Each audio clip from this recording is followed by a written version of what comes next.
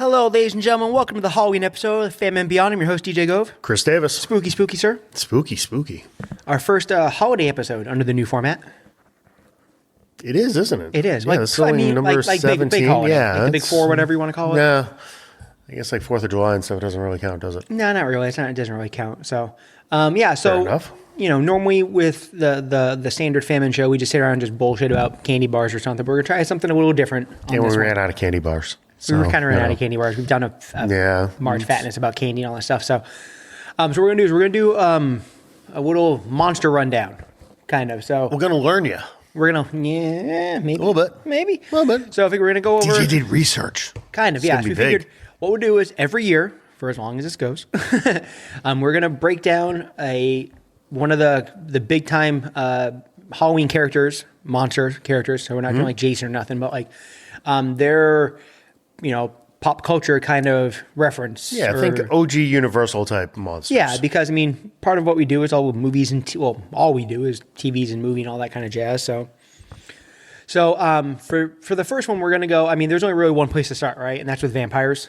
You got to start with the big boy. You got to start with the big boy, right? So we are gonna go over the beginning of vampires as far as being written down as literary characters and how that's transformed itself into movies and all that kind of stuff. And then we'll finish the thing off by going over our favorites. Love it.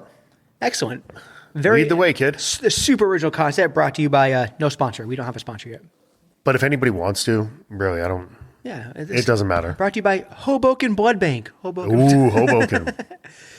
Okay, way too much time there. Yeah, exactly. So vampires first started becoming written about in a literary way back in the mid 1700s, 20s and 30s. There was a large, that's where like the mythos started, and there was a big craze there were some plagues and stuff like that back then. I think tuberculosis or something, maybe something way back when. That's where it came from. Some shit they can fix with ginger ale nowadays, right? That took out thousands of people back in the day. So there was, people were exhuming bodies looking for vampire, markings and things like that. And that just kind of, that's where it started. Shortly after the Salem witch trials. Yeah. The Salem witch trials were like end of the 1600s. Yeah. So it was, not a lot of it, no interwebs. Exactly. Weird things that people either just couldn't explain or... so here's the fight. You bring up no interwebs. Even if there was interwebs, you'd probably still have the same reaction because you have a bunch of uneducated people scrambling and shit they don't know. You're fair enough. All it takes is one dipshit on reels or something to say vampires. People start digging up fucking bodies all over the place. Yeah, we need to keep in mind that, medicine back then was, DJ has the plague, bleed it out of him. Yeah. If we bleed out enough, we'll get the bad stuff too. Have a Blue Jay peck it or whatever they're like.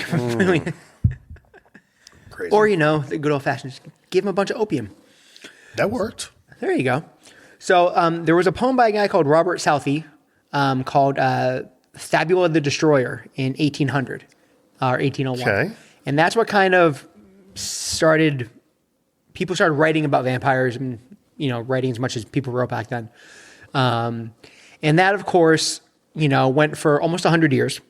That was like the most well-known story. I'm sure there were others that, were whatever. But that was the biggest one. That was the biggest one at the time. So you went from 1730, we'll say, to 1801 when that poem came out. And vampires were all just like kind of just being talked about. People only knew what other people said. There was no, definitive is a strong word, right? There's obviously, there's no Bible for this kind of stuff because it's all bullshit. But then you got to when, at least for purposes of what we're going to talk about, the big boy came out. In 1897, Bram Stoker wrote his Dracula novel. God, that was before 1900. No yeah, shit. pre-1900. So obviously, as everyone knows, this is the Bible, right? For vampires, this is where you got all your weaknesses. This is essentially ground zero. This is ground zero. This is where you got the current incarnation. Yeah, correct. This is where you got your weaknesses. This is where you got your backstory, your mythos kind of got flushed out. Garlic and steaks and all that kind of jazz, right? So yeah, that's where, and this also, on top of that, introduced the concept of the vampire hunter, right? Because you had Van Helsing. Yep. Another super popular character. I'm literally sitting here reading your notes. It's vampirism as a disease. Yeah. So therefore, this is the first time where I mentioned you can contract vampirism, like where he can. Right. So he if can you turn buy it, I things- can turn you into a vampire kind of thing. Yeah. Which is very much a massive part of it until this day. I mean, it's Of the biggest course. part of it, right? Mm-hmm. And also, especially for the time, I would imagine, because I've read the Bram Stoker Dracula book, right? And Grant, I think It's been a long time for the me. one yeah. I read. I don't think you can. I mean, I don't think you can walk in like a Barnes and Noble and get like the word for word one. I think they've kind of like. It's like an English translation. It's kind Yeah. of been slightly adapted. And it's not like a Cliff Notes, but it's like there's some chuffa pulled out of it, I think, Sure. and stuff like that. But back then, there was a lot of, risque stuff, some very morbidly gothic It's stuff. very gothic. There's always been a sexual undertone to vampires. Yeah, It's vampires a be very sexy, yo. It's probably the most intimate of all of the monsters, Yeah, if you will. yeah. Yeah, nothing really sexy about Frankenstein clocking around your freaking house running from a torch. No, I mean, it's something very sensual about the vampire, like biting Yep. and sucking blood from the neck, right? It's Yeah. the whole thing. And you see that later. Yeah, We'll get there. Bram Stoker was a freak. You know what sells, man? Sex sells. There you go. Hey, gotta- he was the OG marketing genius, Bram Stoker. I mean, this Boy, thing, no, hey, he had the pulse. I can imagine that back then, people lost their ever-loving shit when this thing came out. Oh, especially you're talking right around turn of the century. Yeah, I can't imagine this is. I mean, You're still dealing with Puritan ideals. oh my God. Especially on this side. And It stuff. must have went ballistic. Oh, Massachusetts just got rid of blue laws how many years ago? So, I know, seriously. Yeah. Like you couldn't kill a chicken on a Sunday with no pants on or something, stupid shit like that. couldn't buy a six pack. Yeah. So that and that's also where the whole thing about Bram Stoker, where that's where Transylvania came from too, mm-hmm. And that's where he was actually from. I think, or Is I mean, that where Bram Stoker was from? well, that's where I'll no, look that's that no, up. that's That's- where he's from, that's but- where- but that's where the actual the That's where the castle he wrote character- yes, about, and all exactly. that stuff. So everything he wrote about in that book actually existed. The road, in the castle, and everything. And that was where the idea of Vlad the Impaler being Dracula, right? That has since been debunked over the years. However, I'm going with it still, because to me it makes the character that much cooler. Real life right? inspiration was from that area of Romania. Was it like Knock-and-Nook Castle or some shit like that? Was Castle Dracula? Wallachia was the actual location he lived. I'll look for the castle. Okay. Go on. So I mean, you can actually they actually just had part of the structure. I think not like the castle itself, but there was like a wall or like an offshoot of it that crumbled a little bit. Okay. And someone had the genius idea to, I'm going to rabble up all the bricks and pull a Fenway, Why not? pull a John Henry and start selling you pieces of bricks from Dracula Castle. Henry was inspired by Jacobs. Yeah, I'm actually. We're going to tear down, your original love in the garden, but I'll sell you a brick or a piece of floor There you or go. chair. So I might actually buy a Castle Dracula brick piece. Yeah. It's kind of cool, right? They do a nice job. They put like on a plaque and stuff, but The original castle was located in Transylvania, Romania. okay. It had like a weird name too, like Tourist attraction known as Dracula Castle. Skimming. Castle Hobnob or some shit like that. Polinari Castle. Okay. And I the probably butchered the pronunciation, but and the styling of that castle has been, on top of the Dracula stuff, has been your inspiration for, I think, for every other like interior castle. same look and feel, right? Yeah, Castle on a the dark and all hilltop. the stuff, and every time you do anything in a haunted It's castle, pretty much the same thing with a Frankenstein castle. 100%. The long winding road leading Yep. up to the castle on a hill. Yep, 100%, 100%. So for roughly 30 years, right, you had that book was like the definitive, and then some the 1900s came around, the century turned, and you start having the invention of film as an entertainment medium. People just didn't want to read stuff. Very And- topical even today. Yeah, no shit, seriously. I don't like to read. I ain't gonna lie. So in 1922, the movie Nosferatu came out, which they just did a remake of it last year. They did? Pretty good movie. There's that famous, was it not, Shadow of the Vampire with John Malkovich came out like about 20 years ago. That whole thing with the guy who The backstory on that movie is ballistic, Count, no, not Insane. Count, he had not Count, what the hell was the other one? Baron something? Baron, the guy who played Dracula. In the John Malkovich? Like in the actual Nosferatu, the guy who played Oh, him, yeah. he had some kind of like title, right? But people thought he was a vampire. Yeah, they keep remaking this movie. I mean, we just recently had another one in 2024. Yeah, there's one last year. But sorry. Little aside, I mean, you had names, and of course, Count Orlok. There you go, Orlok. If you need somebody creepy these days, you just go to Bill Skarsgård. Yeah. And he does Pennywise. He does. I mean, I still think my favorite role is probably in Wick 4, but that's okay. Mm-hmm. And come on, Lex Luthor was in Nosferatu. Yeah, everyone was. So yeah, so the big Nosferatu movie came out, made it good money, had good reviews, right?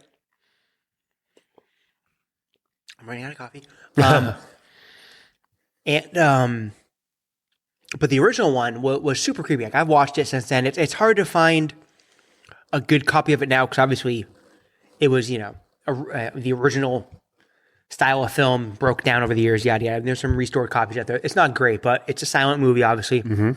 And the guy was incredibly creepy.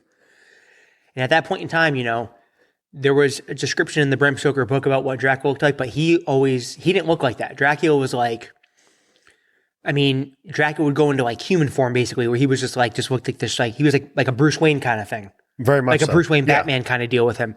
So having Count Orlok or whatever, this like Count weird, Orlok. Like long fingered monster thing. And I still have yet to like, I never really dug into it too much, but like, is that like I normally looked, or is that them? I think there was poetic license taken with some of this stuff. Okay. Because by the time vampires became mainstream for us, it became more of that central. It was a good-looking man or woman drawing these people in, right? There was an allure to get you to invite the vampire. Yeah, in. yeah, they had a southern accent, lived in Louisiana. But yes, it was very much a creature back in the original telling. And the other thing too is like, oh, I like this one off. I know. And the other thing too is like with any of these old monster movies, I don't know if you feel the same way I do, especially the Universal stuff where I get it. It was not filmed on the greatest quality film. It wasn't high def. They didn't have Blu-rays and stuff like that, but the practical makeup they used in all these things back in the day. It was amazing. It's go back and look at The Wolfman. Oh yeah. It's unbelievable. All the old Boris Karloff stuff was amazing, right? All the old Lon Chaney stuff was amazing. They just did such a bang up job for what they had to work with back then. But anyway, so Nosferatu came out in 22. All accounts that you read about scared the ever-loving hell out of people. I'm sure door locks and deadbolt sales went through the roof. Like, people just freaked out because they thought this was like, and film, like I said, film was still a new medium. So they're like, people thought it was like a documentary. Is this a real dude? Like, what the hell's going on? So that leads us to 1930s. And that's when, in 1931, the creation of, we'll call it was the whole world, right? That was the creation of the Universal Monster Universe. Yeah, this is most people's introduction to vampires in the goats. Yeah, vampires in modern, not modern, just pop culture. Correct. This is the pop culture before pop culture. Yeah, this is when the seed was planted, right? Everyone should know. If I say Bela Lugosi, there really shouldn't be a lot of doubt as to who that is, right? No, everybody should know that at this point. You should, especially if you're into Halloween, right? Bela Lugosi, Dracula, widely considered by many to still be, after 100 years, the GOAT, right? Like, they got it right the first time. Yeah, no, they nailed it. Granted, Bela Lugosi, not exactly the best actor on the planet. He did a whole bunch of shitty Ed Wood movies later on in life. That. But he's basically parodying himself. Pretty much, yeah. But the Bram Stoker the Bela Lugosi Dracula is everything you thought. It's every kid's Halloween costume of Dracula. You have to have the amulet and the widow's peak, the cape and the cape. The whole thing. Every cartoon was drawn off. It has all those aspects, right? Like it's your checklist. If somebody's going to draw a vampire, they're basically drawing Bela Lugosi. So it was your blueprint for the longest time. And, as everyone, those movies are still super popular to this day. They still pump out 4Ks on steelbooks, and they just got their own theme park. Yeah. They sell hoodies and shirts still. And it's a performance hoodie. Performance hoodie. Roosevelts.com, performance hoodie. Tell them DJ. I see lots of those Roosevelts when people are out running and shit. I know. Performance. They are nice though. But I mean, to me, it's my favorite like Halloween iconography. Like I love the Universal monsters. I mean, yeah, I'm always a fan of the classics over as much as some of the horror movies that we grew up with. There's other reasons why I like those, but there's a classic set of monsters. Yeah, and right. Exactly. And it's not only it's like a classic Halloween thing, but like, we're big movie guys too. It's a classic film thing. Like so many. Oh, for sure. So many of the practical effects things that you got, even like going back into like Star Wars in the 80s and stuff, all started with this Universal stuff. Well, and the biggest thing for me when it comes to some of these things is it shows how far we've come from the classic movie making. Like now everything is spectacle, right? We got to do CG. We got to make it bigger. We got to convolute the story. You didn't have to. No. A good story, simply shot, can still work. And it still resonates. And now we're, 70, 90 years, roughly. Yeah, 69, 70. Yeah. Yeah, 90, almost 95 years from when that movie came out. And it still holds up. 100% watchable. And the 4K transfer they just did is gorgeous, right? It's nice beautiful. And crisp. You don't need to trick it out. There doesn't need to be a convoluted backstory or anything like this. No one needs to have a daughter or a gender swap cousin. It is a basic thing, and Dracula's just scary as shit. Yep, no one needs a suit and a fucking, a paperclip AI or anything. Yeah, it's so. So, and then that started obviously like, that movie took off. I mean, I don't, they didn't track box office numbers back then, or so you could be like, oh, it made like $1 billion like the Avengers, but no, it stayed in theaters forever. Like I'm sure they kept putting it back in and stuff like that. Yeah, I mean, because of course there was only 5 movies. This is the perfect movie to talk about when it comes to the box office argument we have so often.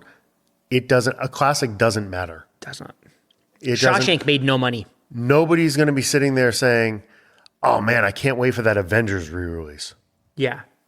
But they just released all these movies back in Regal. Yeah. They were showing them again from October 22nd straight through, I believe, night before Halloween, maybe? Yeah. They're just showing all the Universal Monster movies one at a time. And people are going. They're banging out these theaters to go see the classics. If I had time, I might go. Yeah. Or if there wasn't something else, like I'm going to probably go to the movies on Tuesday, but it's because I want to see the Del Toro Frankenstein before Halloween. I don't want to wait till after. That's fair. Kind of a dirty pool move, but I understand why they did it because that cost a lot of money to make. But anyway, so because of the popularity and the acceptance of this movie, it did start like a huge run of like you had vampire movies nonstop from then on, right? And they Simple never stopped. concept. Simple it's concept. Easy. So the next big batch of movies started in the 60s. And this was probably the most prolific Dracula actor. Prince of Darkness came out in, I think, 66. And this was Christopher Lee. You might know him as Willy Wonka's dad or Count Dooku or Saruman. Yeah. I mean, the man had 140 credits to him, like 1,400. He was acting till the day he died. Yeah, I think he has the Guinness World Record for the most film credits. It's just insane, right? It's insane. But he did 9, count them 9. That's crazy. 9 Dracula movies. Isn't that crazy? That is insane, right? And I mean, are they all good? Nope. Not even close.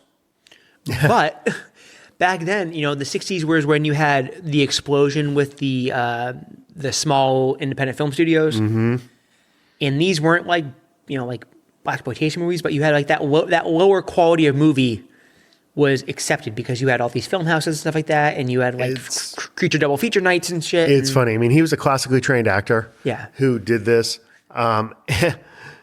Anytime I think about guys like him acting in some of those bad horror movies, I think back to this great interview that they had with Michael Caine. Nobody remembers that Michael Caine was in Jaws 4. Yeah.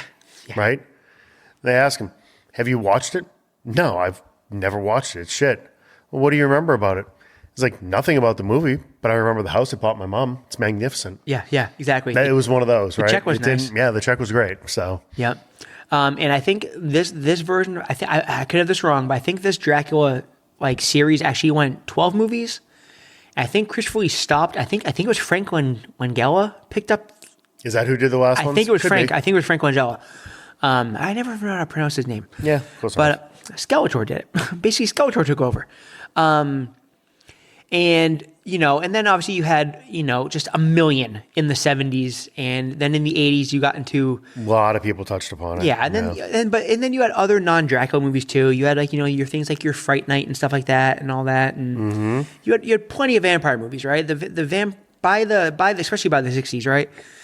I mean, even like starting in the 20s, vampires were permanently ingrained in pop culture. They were Halloween. They were monsters. It was the core of the terror that flaps in the night. No offense to Darkwing Duck, but they were the thing, right? That was the thing everyone was scared of. No one wanted to mess with.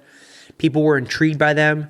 You had the kids were dressing up as it never went out. 10. He did one more Dracula AD. In 1972. Was that after? He played Dracula one more time after the run. So it was. Yeah, it wasn't part of this run. It was 9 in the original run. Okay. And then they got him to come back and play one more. Again, the check must have been, or he maybe wanted to. I'm sure. Hey, he wanted a car or something. Yep, and you were right. It was Frank Langella. Here we go. Cool. See, I know some things. But yeah. I mean, so and again, like I said, like I remember growing up as a kid. You just as soon as you started being old enough to know anything about spooky stuff, it was Dracula. First and foremost, all went back to Dracula. Question. So again, the book get written pre-1900, then you got into this, and then just never stopped. And then for our age ranges, shit really got nuts in the 90s because in 92 you had the king daddy of all the Dracula movies, right? The Bram Stoker's Dracula movie with Gary Oldman.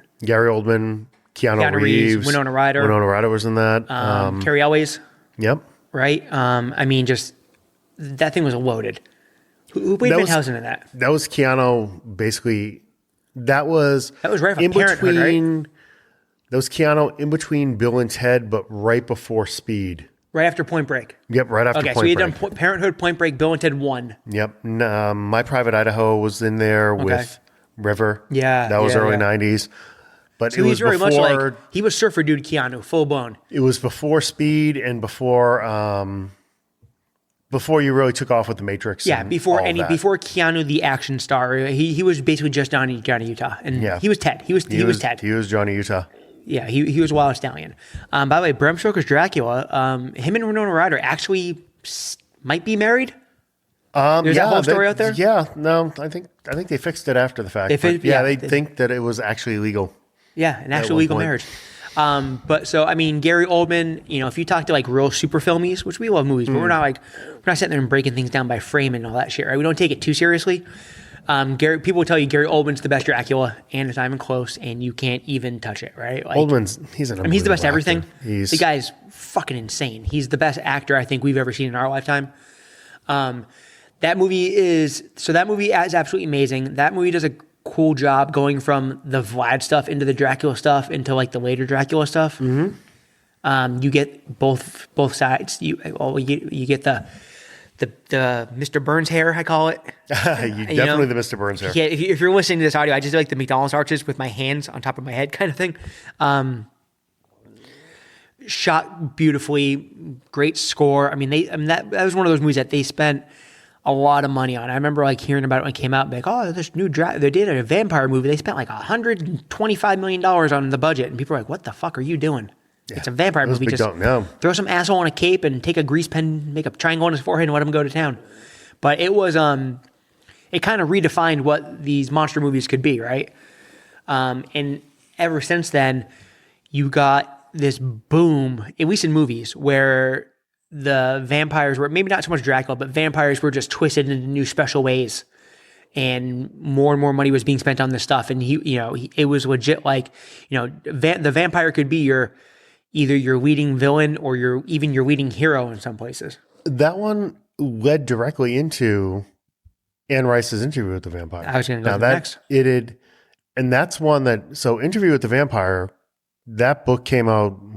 I think it was 2 years old. 1976. Okay. So Anne Rice had written a good chunk of that run of books prior to the movie coming out, right?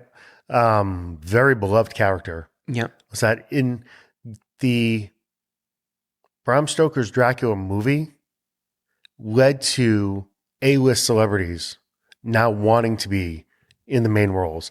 You had, I still question it, but Tom Cruise in a batshit crazy performance as Lestat. Yeah, but it Cruise worked. can do no He wrong, was too right? short. It was like Cruise playing Reacher. Jack Reacher walks in the room, a 6'5" brick shit house of a man, blonde hair. It's like, he shouldn't have been playing Lestat, but he nailed the character. He just needed another 6 inches. Yeah, they just need it's a camera angle. That's all it is. Just a camera angle. And a young Brad Pitt. Yeah, playing that. I mean, you just had name after name after name that wanted to be Kristen in Dunst's that movie. first movie. Kristen Dunst, Antonio Banderas. That movie is loaded. The movie was absolutely loaded to the point where Christian Slater, who was at the peak of his powers, Pump Up the Volume era Christian Slater. True Romance Christian Slater came in to play a bit part that you only see at the very beginning. Yeah, he's just the interviewer. He is the guy interviewing the vampire, right? So you get to see it. Little claim to fame. It also, the soundtrack of that movie also has the last ever recording by the original lineup of Guns N' Roses. Really? The last song they ever did was the cover to Sympathy for the Devil for the Interview with the Vampire soundtrack. Ooh, that's a good bit of juice from Mr. Guns N' Roses himself. Yeah, that was it. And shortly after finishing that in the studio, they just dissolved. Yeah. Went their separate ways. The song came out months later, and that was it. That's crazy. Yeah. So, and you got and then after, you had, like I was saying, like the twisting of the vampire mythos. So it wasn't just like straight, like sexy old timey vampires. You got into stuff like Dusk Till Dawn. Mm-hmm. They remade Fright Night later on after that. Right. You had Quentin take his turn with the vampires. You got things like The Descent and just all these like crazy things. You continued to have more of the Anne Rice Queen of the Damned came out. You had a bunch of those type movies that followed. Did they do 3 of the Anne Rices? I think they did. So it was Interview with the Vampire, Queen of the Damned. What was the other one? They didn't do Vampire Lestat proper. No, they didn't do Vampire Lestat proper. They've been talking about rebooting it. They did an Interview with the Vampire TV show. They did, yep. Where they went back and revisited all those. And I think they tried put watching some of that. Not a fan. They brought some of that in. It was obviously very popular because they would take over the Gaslamp District during Comic-Con. Well, and you bring up, and then obviously vampires built into TV shows. You had in the 70s, you had the original Dark Shadows, which later on became a movie, a very horrible movie. Yep. From Tim Burton and Johnny Depp, a run of horrible Tim Burton, Johnny Depp movies. Obviously, everyone knows Buffy the Vampire Slayer was a movie, became a TV show, wildly popular. Pee Wee Herman. You had Luke Perry was in that. Yeah, the movie. David Arquette was in it. Prime Christy Swanson. Mother of God, Prime Christy Swanson. Before she completely lost her shit, yeah. Oh my God. Whew. Yeah, she was at the peak of her powers. Christ on a cracker, man. But again, totally. I love the Buffy movie. I think it's great, right? But and then that brought in I think that was the first time I had ever heard, like, you have to invite the vampire in thing. I know they did that. Didn't they do that in Interview a bit? It existed before that. Yeah, it existed before that. It was always part of the mythos. You had to invite them in. That's why that was the movie that kind of dragged me into like learning more about the stuff. I knew the classic shit, obviously, but. And they play those notes even in some of the comedic takes on it. Yeah. Like something like Renfield, which just came out a couple years ago. Yeah, it was good. And it's literally an AA meeting. Yes. It's like a codependent meeting that somebody mistakenly invites Cage into the gym. Pieces. Yeah, exactly. And then even like, and then you have stuff like, even like HBO, who does big boy shows, did True Blood. True Blood was massive. It was huge. Amazing book series, very popular book series. Show was top tier, awesome. Oh my God. And you want to talk about like, it goes back to the roots of vampires with like the sex and the gore and all that kind of stuff. Like True Blood was basically a snuff film, for Christ's sakes. They did that, yeah. True Blood, it's much more adult tones. Although they played with some of that in Buffy the Vampire Slayer too. They did a little bit, not as much. But it was on CW or UPN or whatever the hell it was. So there's still a bunch of teens, right? Yeah. So there's only so much you could do. Yeah, and then you even got like you said, they did a movie for Renfield, they did a movie about Dracula's assistant. Basically, they've done a Van Helsing movie, which was genius. Yeah, Nicholas Hoult as Dracula's assistant. It was pretty good. Like the slave that just has to do his bidding. Yeah, I liked it. It was fun. They did a really horrible Van Helsing movie with Hugh Jackman coming off the X-Men movies. Yeah, fuck that. It had Kate Beckinsale, though. That's true. It's 100%. Pretty people doing pretty people things. Vampires. I know. We were good. But then you got into like comedic stuff where, on TV, I remember we had a cartoon called Duckula when I was a kid. Yeah, Duckula. You had, don't forget the Underworld movies with Kate Beckinsale. Kate Beckinsale. And then, you had stuff like Dracula Dead and Loving It. So Mel Brooks even got in on the vampire thing. Yep. And then you had, what was the other one? They did Dark Shadows, Dracula Dead and Loving It. What was the other funny thing? There was another comedy. Where the hell? I had it right now. We had the movie version, which turned into the TV version of What We Do in the Shadows.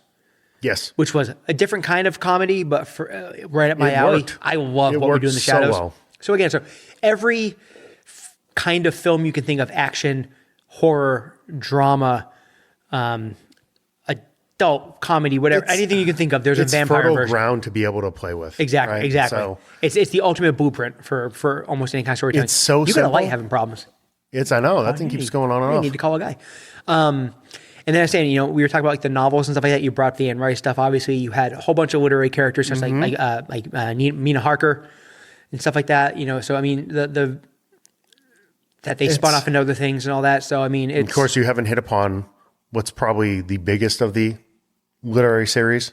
Since I was getting there. You're getting there. And then you even had where Dracula did its own thing in its in its lane, Halloween time and stuff like that.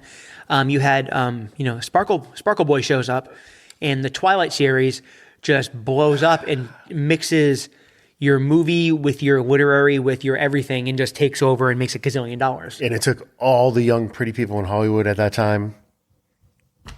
And you pretty much hit them all. Yeah. And that was it was probably your, it was building for all this time. And then that happened. And everyone's like, okay, no, we're vampires. We're done. We're cool. We can stop now. It's how many Twilight movies are there? 3, 4? 4. Because they did the whole split the third book into 2 movie thing. That they were doing with all those. Yeah. That's how you get to 8 Harry Potter movies. Let's get those fuckers for $18 more. Let's make another one. But that's, to be fair, that's when people were going to movies. So it made perfect sense. It was another blockbuster. Keep pumping them out. Yep. And then, obviously, the big thing that we're into is comic books, right? So comic books, no shortage of vampires in comics. Mm-hmm. Marvel did their own version of Dracula. House of Dracula was amazing. Yep. That's one of the old series that I'll actually go back and hunt.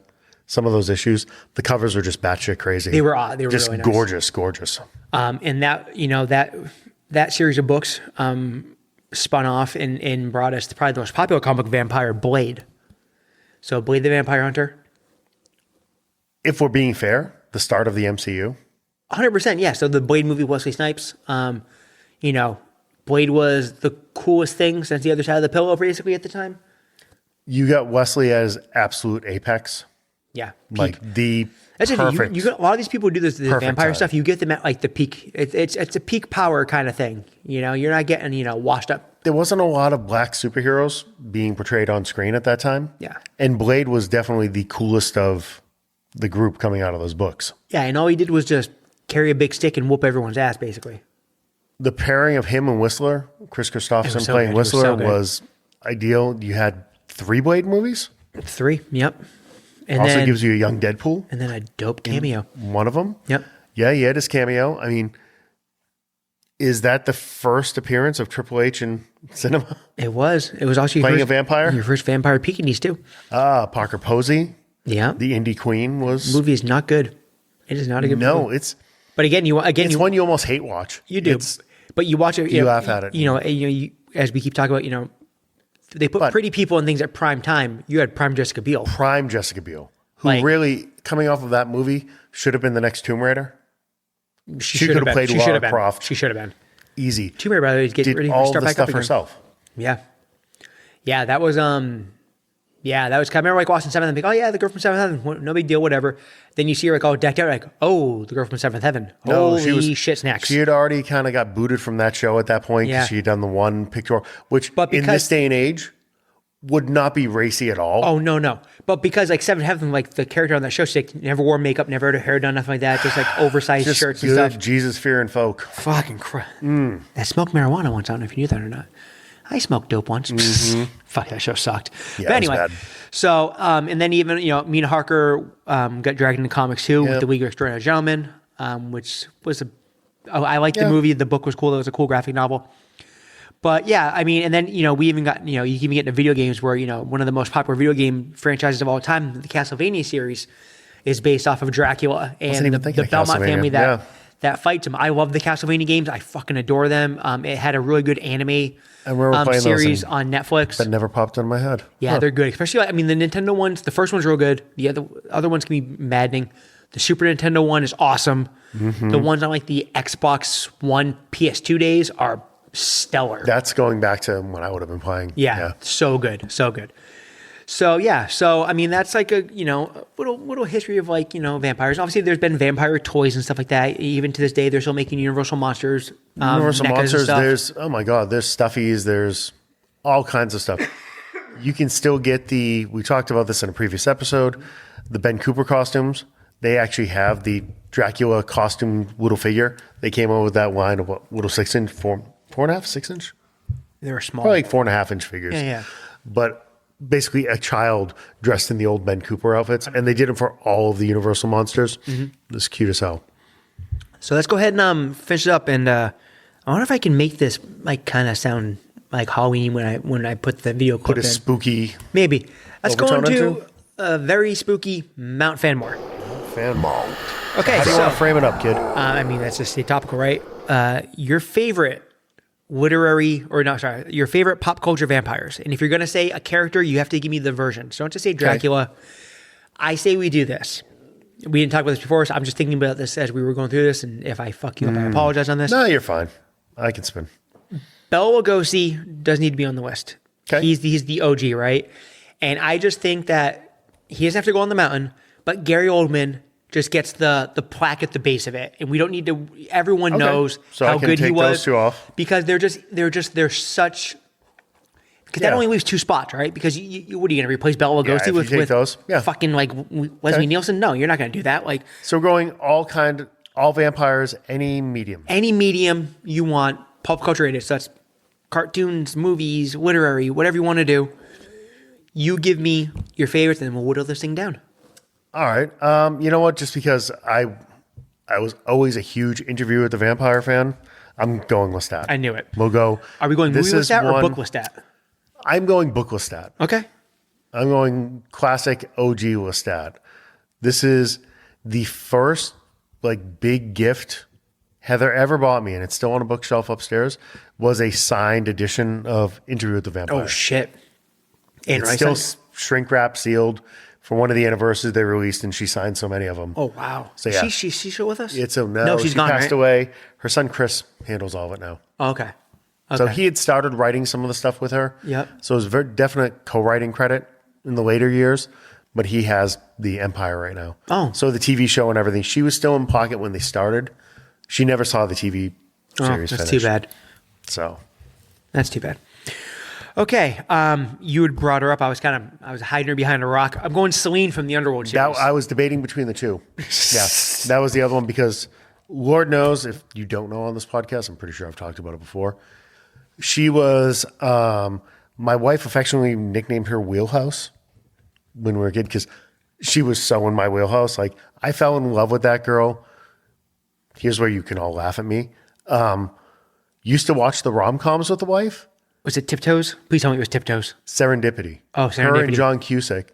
And my wife used to laugh because she's like, you pick these people for like absolutely fell in love with this girl. Much like Olivia Wilde is the lesbian bartender in the OC. Oh, there you go. I'm like, why is she playing with these? Like, for me, it was House. I get she's Olivia Wilde clearly, House. oh God, yeah. OC was before that. I didn't watch OC. Yeah. That's the age gap. No. Damn. Have you seen Tiptoes? Please tell me you've seen Tiptoes. I don't think I've seen Tiptoes. Fucking Christ. You want to I'll talk write about it down. Tiptoes? Gary had Gary Oldman and Kate Beckinsale in it. I thought you were just going to go be a world beater, right? Oh, Click, yes. I think you just wanted to see her in them. I mean, Kate Beckinsale in anything. That's kind of how I want to die. Yeah, but pretty much. Yeah, no, but I mean, so on top of the fact that Kate Beckinsale in anything? Are you in Kate? Whatever. We'll go there. On top of the fact that like Kate Beckinsale is a gift from the gods, right? She's a badass in that movie. That character is so fucking dope. And wasn't it her husband at the time, Len Wiseman, that was? Did he direct that first one? It was, and then the fucked up thing was her ex-husband or her kid's dad, Michael Gambon. No, that's Alfred. No. That's Michael Gambon. The dude from Good Omens, Bad Omens. Good Omens. He also did the sex show with. Yeah. Anyway, he cast him as the fucking werewolf guy. Michael. Yeah. What the hell is his name? Michael something, right? Begins with a G. He's not like a Michael Caine, is he? No, he's not. God damn it. Hold on, I gotta look it up now. He has the same name as somebody else because I actually got the two of them. Yeah, confused. is it? Shit. He's not Michael Shit. Oh, Michael Sheen. Michael Sheen, that's it. Okay, Michael Sheen. Yeah. I sound like that. All those British guys. Yeah, that's. But so the father of our oldest. It's the fucking and then guy. it was the director. It's crazy. But anyway, no, I mean, and the other thing too about those movies So is amazing. The arc is amazing. The story arc is really cool. All right. So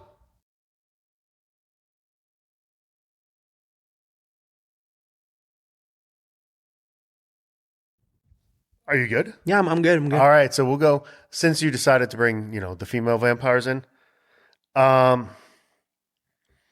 Santanico Pandemonium. You know who that is? That is the Selma Hayek character in From Dusk Till Dawn. That's her actual... She had a name? She had a name. That's what I was hunting for. So I think they announced her as Pandemonium. But yes. Quite possibly the hottest of all the movie vampires. I don't think you concur. can ever... Selma at her actual peak. That was... From Dusk Till Dawn was was it pre-Dogma or right on the same time as Dogma? Pre-94. From Dusk Till Dawn came out post... Dogma's 96? Well, this was just the 25th. Yeah, I'd have to go back and look. Okay. Yeah, so it's really... I think From Dusk Till Dawn was post Pulp Fiction. It was, yeah. No, I mean, honestly, and that was 94. Tarantino Everything came out in 94. He should have won an AFI award just for writing the scene where Selma Hayek pours a shot of tequila down her leg into his mouth. I mean, yeah. No, I mean, I didn't know she had a name. I didn't even think about that one. She had a name. I just had to go hunting. I couldn't have come up with it. I told you the story about Selma Hayek. I think I told you the story about Dust O'Donnell, right?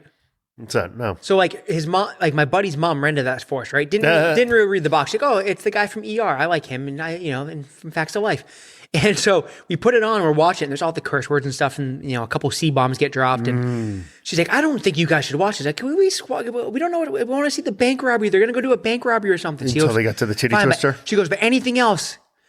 And then so she leaves or whatever. She comes back, all of a sudden they get to the strip club, and we're sitting like, what the hell? Oh, this is amazing. She goes, what is this? And then some hike all of a sudden turns to a vampire and bites the dude's neck off. And we're like, what the fuck is going on? Because we didn't know it was a vampire movie. I was like, what the fuck is happening? Why does this guy have a super soaker? Yeah. So good. Okay. I'm just going to, let's get out of the way. Wesley Snipes and Blade. Yeah. He was second on my list. I mean, let's just get out. I mean, goated, right? All right. There's nothing you can say about it. You don't need to say anything else. No. I'm going back to one of my all-time favorite actors. I'm going to go Kiefer. David in the Lost Boys. David in the Lost Boys. I knew you were going to. Yeah. He was... Out of all the things he's done, when Harley and I went to meet him at Rhode Island, it was a David pop that came with me to get tagged. Awesome. That's amazing. Okay. You have to have a Dracula proper on the list. This one should be a no-brainer if you know me at all. I'm going Duncan Rager as Dracula from the Monster Squad. He's my favorite movie Dracula. It's just, it's my thing, so...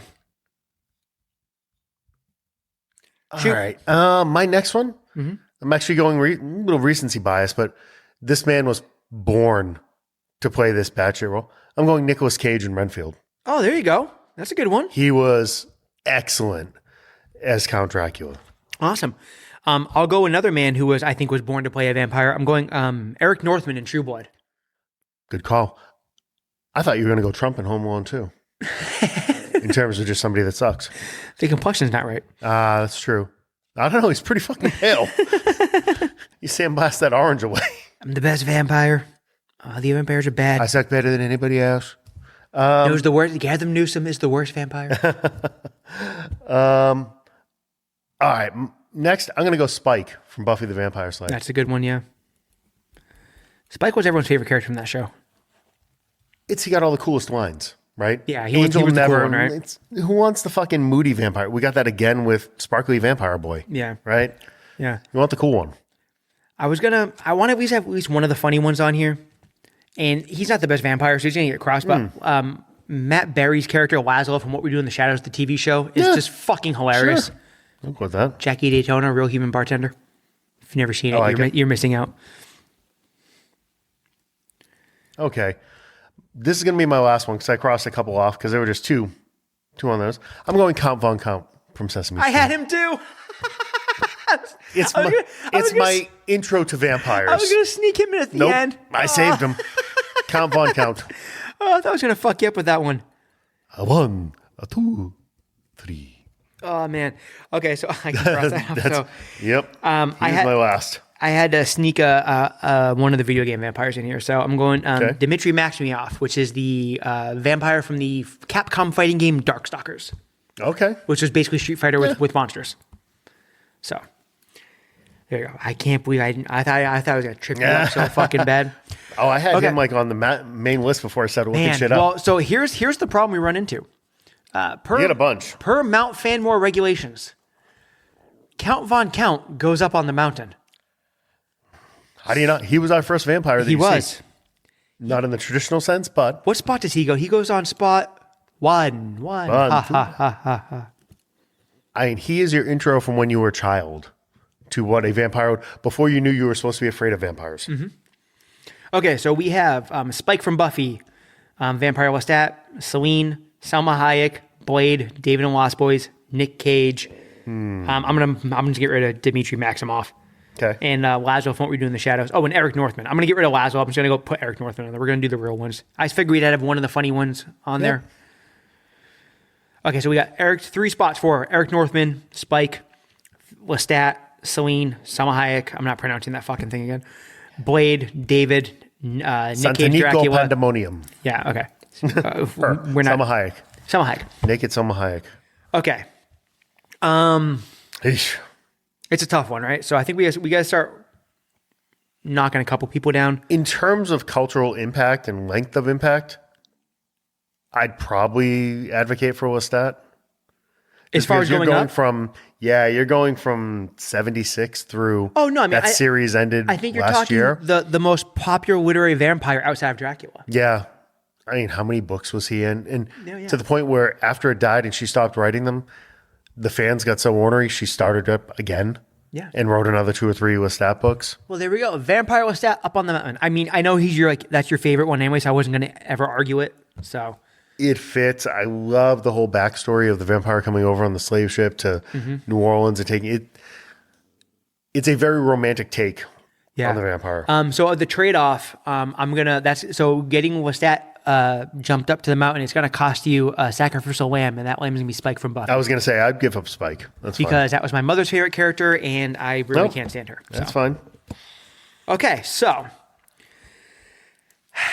as hot as she is, I don't think Selma Hayek in Gusto Dawn had a great. No. I mean, it lasted. The character arc lasted like 15 minutes tops. I mean, I probably got a good 14 months of lasting impression out of it myself, but I'm just saying. I mean, I'm going to say the scene will live on forever, but nobody else is going to come up with that character's name either. As the kids say, yes. Right? Okay. Yes, that's if we're looking at Inside Out, that's one of the cores. They sent that to the long term. And as much as it was good, I think the Nick Cage Renfro thing has to go in the can too because that movie bombed. Such an amazing Dracula. It was very, very good. It was very good. Okay, so we have Eric Northman, Selene from Underworld, Blade, David from the Lost Boys. So there's going to be a tough decision pretty soon. Mm-hmm. If you really want to get down to it, I know that the instant odd man out is Eric Northman. Not 100% for me. No? Okay. I figured your fight would be David from Lost Boys. It's a one-off, though. I love David from the Lost Boys. I mean, I don't even. So here's my argument for David from Lost Boys. Granted, I mean, obviously that was Kiefer at the start. I mean, it's a seminal take on the vampire. It is. I just think that he's probably the third most popular character from his own movie. Yeah. I think the frogs are above him. They're more and I mean, that movie could have been called The Sax Man. Yeah. The sax guy is the most lasting image from that fucking movie. It is. David's the draw when you go to a con, though. Oh, 100%. Of course. He is the... Because he's the hardest one to get, right? Yeah. He is the draw.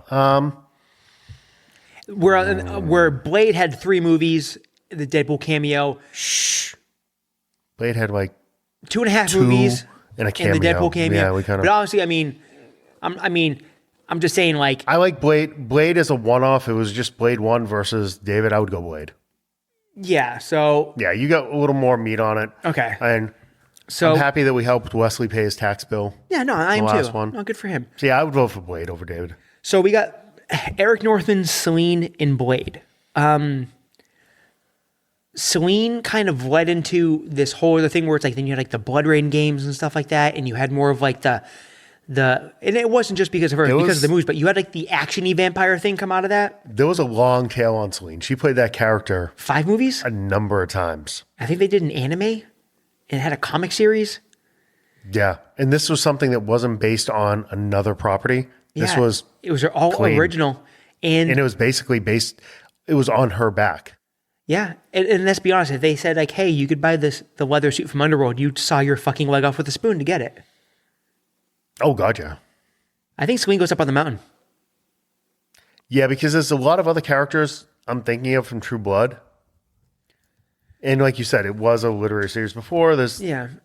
No, I would vote for Celine. Yeah, because Northman's not the best character in the... I mean, is he the best vampire? I don't know. I mean, some people would say Bill. Some people would say Pam. I think Celine, it tailed off towards the end. But those first 2-3 movies were... home runs. Excellent. So I think we have our four, right? I think we're there. Awesome. Okay, everyone. So the Mount Fanmore of literary vampires is the Count from Sesame Street. Fuck yes. The novel versions of Vampire Lestat, Celine from Underworld, and Wesley Snipes' Blade. Love it. That's a good gig. That's a good list. gig. We could have gone long on this one too. I might. Oh, we honestly we could have. I'm not gonna say we could have done 30 spots. Well, Bella and Gary should be up there, but yeah, no. I mean, like I said, you can can't. go nuts. Those are. I mean, I could go Dracula from Castlevania. I could do Raziel from. So I could do Mount Fanmore just video game ones. In terms of cultural impact inside of our lifetime, I think you nailed it. Excellent. I think we're good. I'm still kind of pissed off. I couldn't get count by you. Fucking, he knows me too well. Awesome. Everyone, so thank you so much. Everyone have a happy and safe Halloween. Happy Halloween, kids. Hopefully no one finds, a... We're going back to the old wives' tale of razor blades and apples and all that. But now the thing is like check your kids' candy because there might be like Nickelback inside your Kit Kats. It has like a picture like Chad Kroger with the photograph inside the candy. That's horrible. But everyone have a safe Halloween. Don't forget, if you have small children, go through their candy, double check it. Children are not allowed to eat Reese's Peanut Butter Cups per order of law, so just take them all and put them in your drawer. And don't forget, check out the new FANMEN pod.com website. Follow us on Instagram and TikTok and all that stuff. TJ at fanmenpod.com, Chris at fanmenpod.com. The Chris Davis. At Deidre on the Insta and all that kind of stuff. Facebook. Write reviews, comments. If anything you want us to do a fan more on, hit us up. Send us an email. Leave a comment somewhere. We'll find it, all that stuff. Episode suggestions, questions, comments. Yep. And comments are almost more fun. They are more fun. They give us something to do. If you guys, I was thinking about, we haven't done it in a while. If you guys would like to do a FanMen Beyond Ask Me Anything, throw us some questions. We could look into doing that again. That was the first one was a lot of fun. And follow us on Facebook because Rhode Island Comic Con is coming. We'll have a bunch of pictures from the con. We're a couple weeks out. I gotta start getting ready. Busy weekend. Awesome. Everyone, have a good night. Happy Halloween, kids.